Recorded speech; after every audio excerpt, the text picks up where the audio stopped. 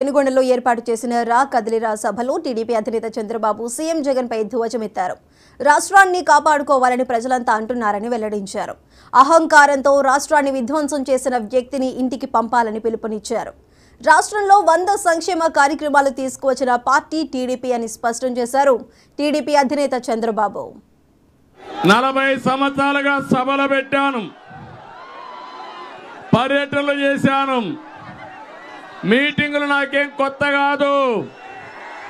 కానీ ఈరోజు మీ ఉత్సాహం చూస్తా ఉంటే కసితో ఉన్నారు మీరంతా, ఆగ్రహంగా ఉన్నారు మీరంతా. సైకోని ఇంటికి పంపించడానికి సిద్ధమా అని మిమ్మల్ని అడుగుతున్నా. బంగారు లాంటి రాష్ట్రాన్ని భస్మాసురులు నాశనం చేస్తా ఉంటే యువత ఉపేక్షిస్తారా తమ్ముళ్ళు అని మిమ్మల్ని అడుగుతున్నా.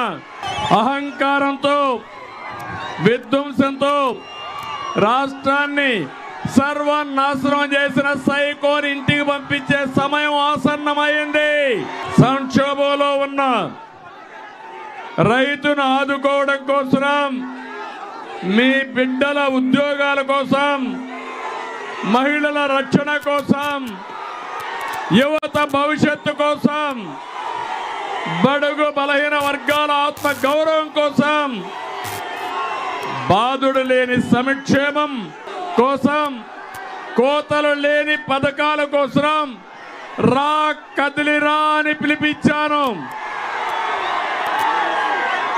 నా జీవితంలో ఎన్నో కార్యక్రమాలు చేశాను, కానీ ఈ 25 కార్యక్రమాలు చూసిన తర్వాత నాకు అనిపించింది ఒకటి: రేపు జరిగే ఎన్నికల్లో వైఎస్ఆర్ కాంగ్రెస్ పార్టీని చిత్తుగా ఓడించి భూస్థాపితం చేయబోతున్నారు.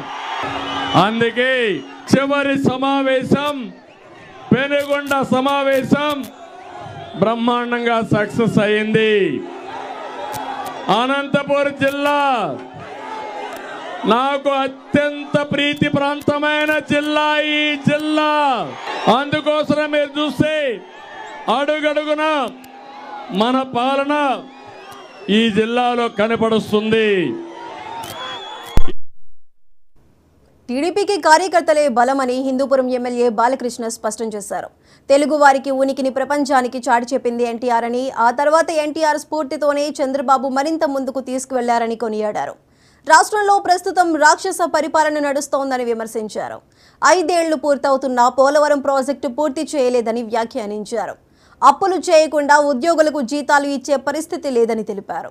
వైసీపీ పాలనలో భూ కబ్జాలు, ఇసుక మాఫియా పేట్రేగిపోతుందని మండిపడ్డారు. ప్రత్యేక హోదా తీసుకురాలేకపోయారని, కేంద్రం నుంచి నిధులు రాబట్టలేకపోయారని బాలకృష్ణ ఫైర్ అయ్యారు. ఇక్కడ మనం ప్రత్యక్షంగా ఇది ఒక రాక్షస పరిపాలన, ఒక సైకో పరిపాలన. మనం పురాణాల్లో వాటిలో చదివాం ఏదో రాక్షస పరిపాలనలో అని, కానీ వాటి చదివిన దానికంటే కూడా ఇక్కడ మనం ప్రత్యక్షంగా చూస్తున్నది, మనం చూస్తున్న దాని ముందు అవి అసలు దిగుతుడుపు అనిపిస్తుంది. ఇవాళ ఉన్న ఈ యొక్క రాక్షస పరిపాలన, ఇక్కడ ఇది ఒక రాక్షస